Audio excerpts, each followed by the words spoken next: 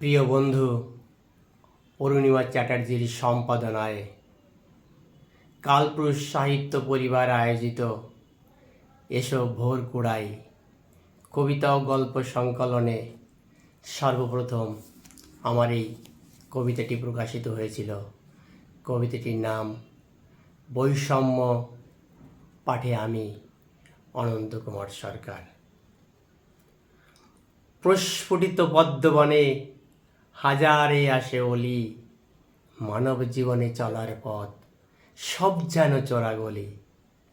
কেউ বা চলে রাজপথে, কেউ বা মেঠো গায়ে, কেউ বা চলে আকাশ পথে, কেউ বা হেঁটে যায়।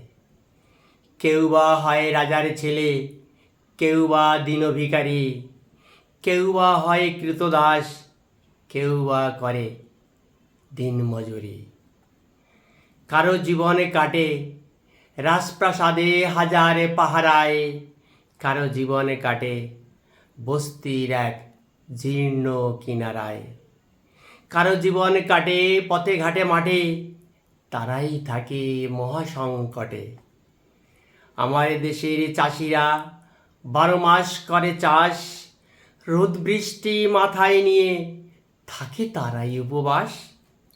শ্রমিকেরা দেয় শিল্পের যোগান, গড়ে ওঠে কত শিল্প, শিল্পপতিরা তাদের ঠকিয়ে মজুরি দেয় অল্প।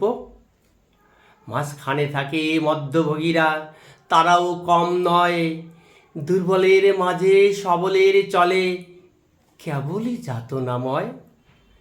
বাঁচিবার তরে খাদ্য বস্ত্র বাসস্থান, ক্ষুধার্ত পৃথিবীতে আছে কি তাদের কোনো সংস্থান? দুবেলা দুমুঠো অন্যের দায়, কত মা তার সন্তানকে বেচে দেয়।